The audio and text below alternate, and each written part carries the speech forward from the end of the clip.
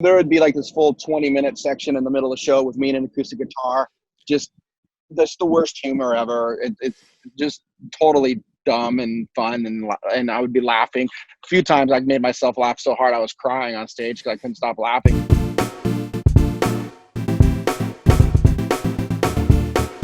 Hey guys, James Taylor here for Rock Sound with another of our video calls. We're chatting with everybody while we're all in lockdown at the minute, but I'm delighted to say from Angels and Airwaves, Tom is on the line now. How are you, man? I'm good. How's it going? Not too bad, man. Not too bad. Yeah, that's kind of how I'm starting all these off. Just want to check you're okay, you're keeping safe, you're keeping well where you are. How are things in this weird time we're in?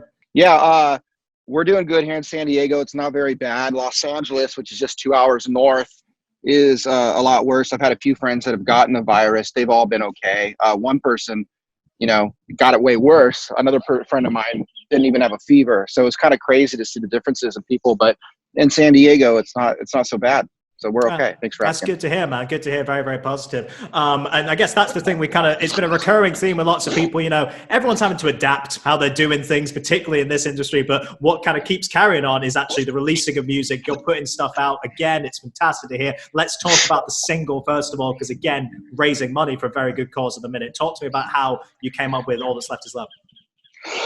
Yeah, thank you for asking. So I've been working on the new Angels and Airwaves record for over a year now, and we have almost all of it done. We're in our final tracking sessions now.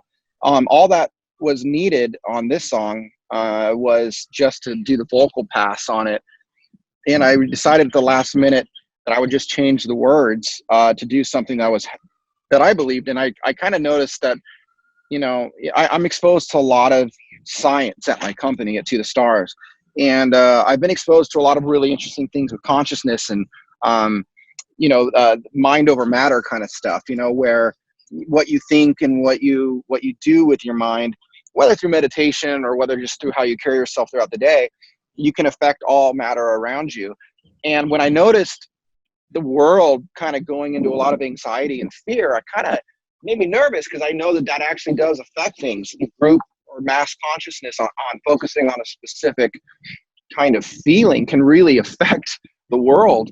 It goes back to like the legends of Native Americans doing rain dancing. They all get together and they all get these ritualistic kind of mindsets, and then it actually works. So I just thought, what we do best with Angels and Airwaves is messages of hope and positivity has been something that we've done since day one, and that came out of a segment of the punk scene. The hardcore scene had a lot of positivity in it, and it always like seeped into me. And I wanted to do that with this band. But right now, I kind of looked at all these things, and I was like, what, this might be a perfect time to put out something that makes people feel something, feel better, feel a little bit more connected. It's not going to change the world putting out one song, but I think if every artist does their part, it can have an effect. Yeah, absolutely. I think again, that's been a recurring theme in all these conversations we've been having with people. There's never been a more important time to be putting out music, I think. I mean, even from the basic level of keeping us entertained when we're all stuck like this, man, but we can bring better messages as well. That's a lovely, lovely thing to have. And with that song in particular, like you say, that fits into the themes, and there's definitely reasons to be putting out that particular track now. I wanted to ask you more broadly, obviously that band had been away for quite some time. Why did you feel like now was the right time to return to Angels and Airwaves as a project as a whole? It's a good question. I mean, I spent the past 7 years building my company, To the Stars Academy of Arts and Science, where it was really difficult. It's a lot of national security policy and defense contracts and entertainment, endeavors to communicate these large themes that are pretty out there for some people. But, us and our friends in the U.S. government, we're ready to start having some of these conversations. But everything I was dealing with was extraordinarily difficult, either brushing up against things that are very classified, or discussing things that will scare a lot of people, or really trying to convince the powers that be in DC and different intelligence agencies that this conversation needs to happen. And right after we got all that off the ground and it started to move, I also went through a divorce. And for anybody that goes through a divorce, it's a pretty large event in your life. It's devastating. It's painful, but it's also a rebirth. And so I kind of found myself doing all this stuff that was really difficult with the company, and then having this kind of personal spiritual rebirth. And it just made perfect sense to go and express myself and do something.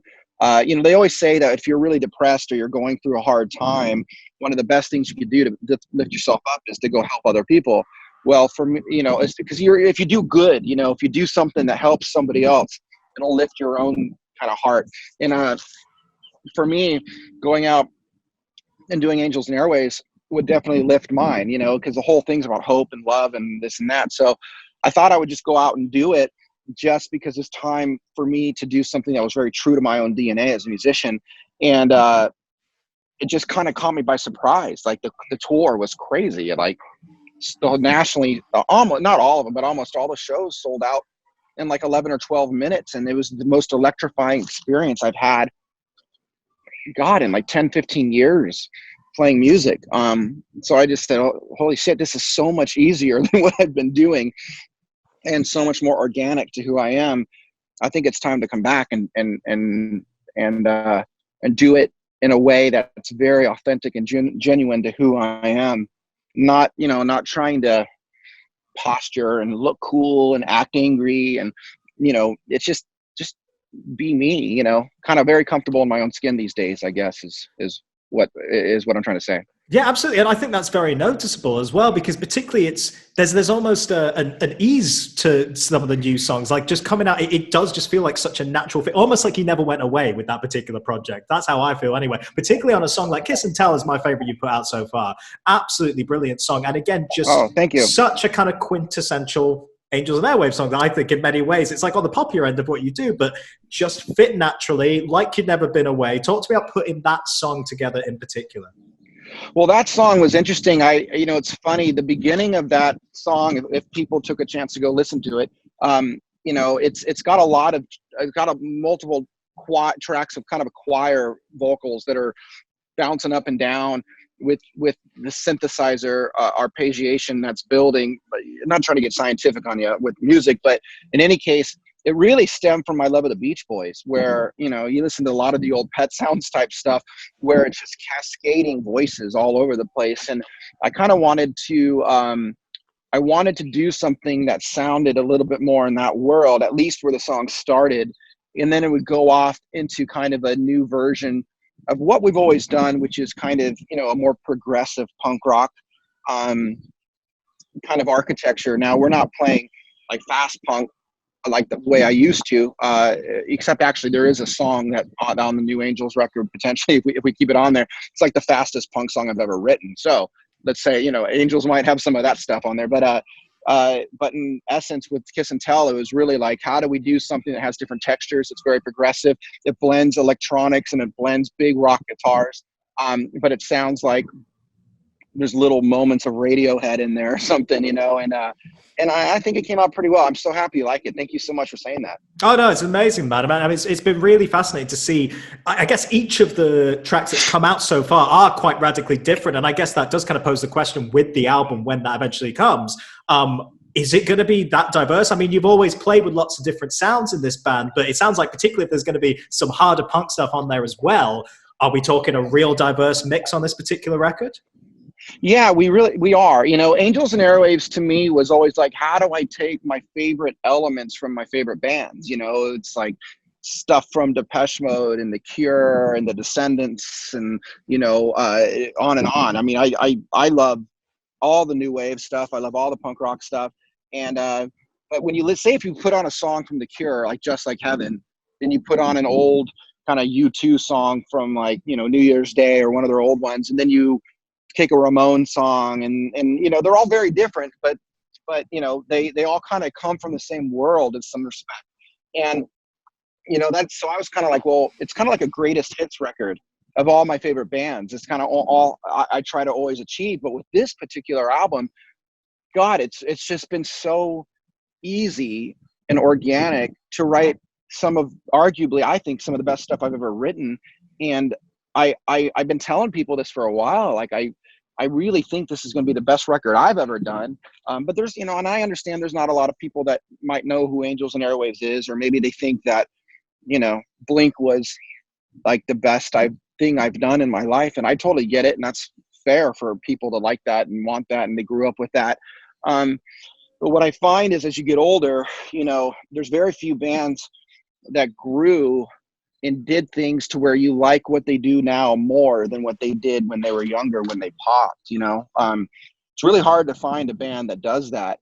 I'm just in a different situation where I don't really have any boundaries around me, and I think my melodic sensibility is usually pretty digestible for people. Yes, but I think that, I don't know. I'm just kind of thinking out loud as you ask me this question. But I'll tell you this: the record is crazy. There's a song on there that's like the Who. There's a song on there that sounds like the fastest stuff Blink ever did. There's songs on there. There's one we just worked on yesterday that sounded like straight off an old Depeche Mode album. I mean, it's so cool. It's so diverse, and that's the kind of band that I've always wanted to be in.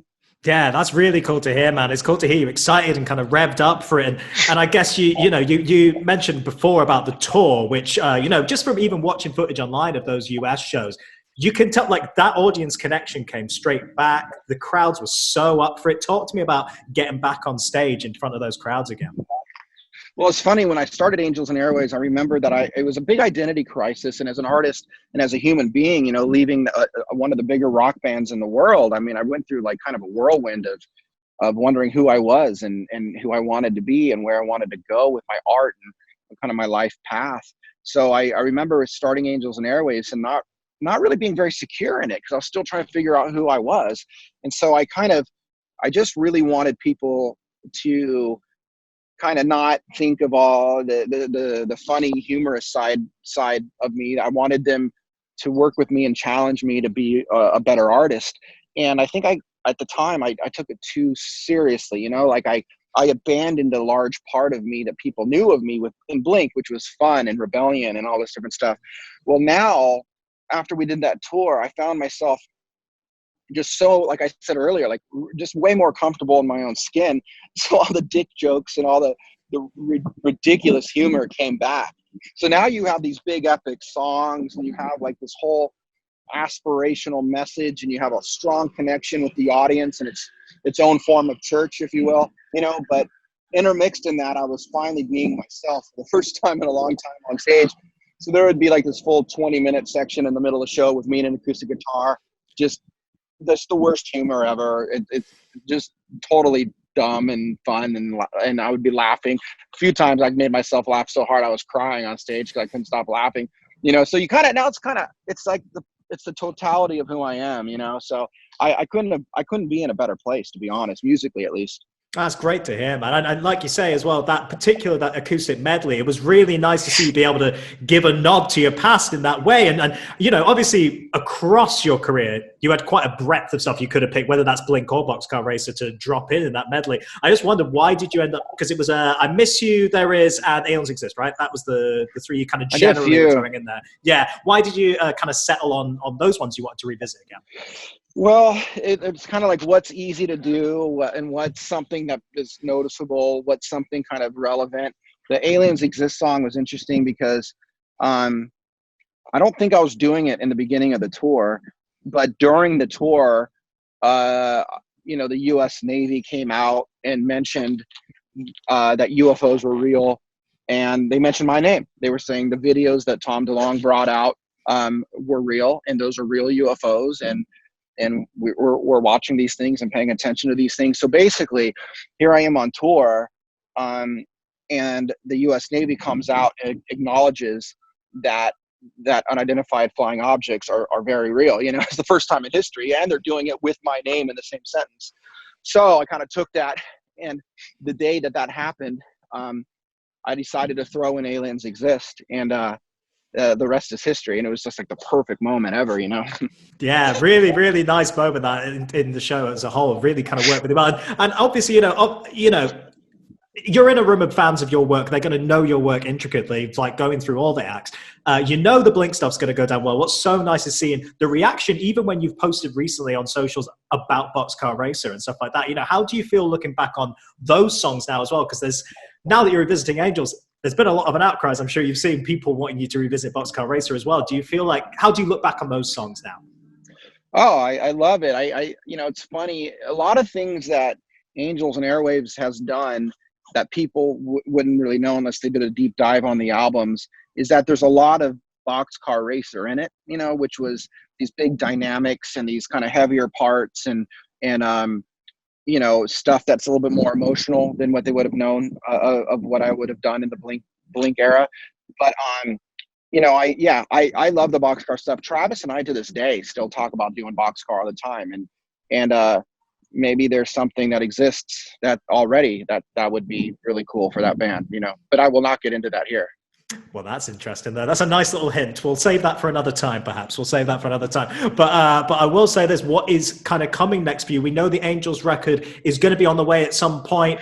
Do you have kind of time length on that? I mean, obviously schedules are kind of up in the air for everybody at the minute. I understand that.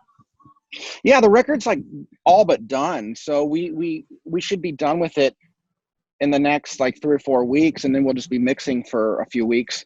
And then as far as when it comes out and how it comes out, it's hard with the virus.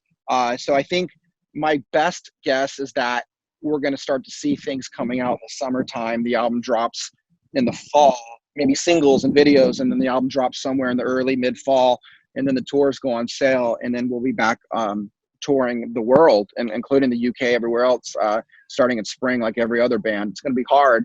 Because every band is going to be like tour, Yeah. But, it's going to be packed, we'll but like I'm sure you are as well. We're all just dying to get back in these venues, man. You must be absolutely desperate to get back on the road and play these new songs. It's so funny. It's kind of like we've been in so many clubs our whole life. We're just like, oh god, another club that smells and it's dark and dungy and sweaty, and then all of a sudden now we can't go at all. We're like, we really want to get back in there, Yeah, well, I wouldn't give for like sticky floors and stale beer smells right now, dude. Like, I know that's what I'm saying. I mean, and the Angels stuff is such a cool show. I mean, the lighting is just intense. The whole atmosphere, the way people feel and what they're trying to come there for is so spiritual, it's just rad. And people didn't all get it when I first started the band, but I think now that they've grown up a little bit, they totally get it now. And I think if it's anybody's like myself, you find it addicting to be around something that's uplifting and edgy and in your face, and whoever said having a spiritual awareness of yourself in your own life path, who says that can't be totally, who says that can't be cool? Like that was my whole thing. Like, what's cool about acting like you hate your parents and you hate everything and you're pissed and you're so tough and I fist fight? There's nothing cool about that. You're like a child, but if you're secure in yourself and you want to help other people and you want to do good things and you want to you want to do good on the planet, I think that is cool. I don't think it's something that would have been easily talked about as much when we were younger, when I was younger. Certain bands did it in the 80s and stuff, but you kind of put them in a different category. You're like, okay, well, they're just preaching and who the fuck cares, But I think there's a time for all artists to move into this place to where, you can help the world move forward, and become a better version of itself. And that's what I think our artists can do best. Yeah, I think especially at times like this, we shouldn't be afraid of sincerity. You know what I mean? As a British person, that's very difficult, but we should not be afraid of being sincere and open in that way. It's lovely to hear, man. I'll leave you with this. Now that we're in lockdown and everything, I know lots of artists have been trying new tech, new ways. Obviously we're experimenting with things like this to kind of communicate while everyone's stuck at home. Have you thought, I know you're a big tech guy, have you thought about any ways to be reaching out to the fans in a new way while we're all at home?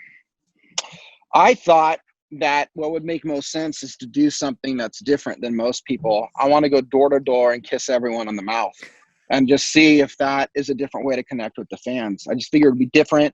Not many people doing it right now. Just a new way of doing it. Yeah, it's weird. Not many people are doing it right now. I can't They're just think not. why. Yeah. Unique position you're in, man, for sure. Tom, it's a real pleasure to chat to you, man. Can't wait for more new music, and stay safe and look after yourself, all right? Hey, thank you so much. Thanks for the kind words. And I really appreciate the fact that you knew a bit about my career and you did a little bit of a dive, or you're a fan of it in some aspect. But I do appreciate that. And I hope to talk to you soon. That's nice to hear, man. All right. Tom, everybody.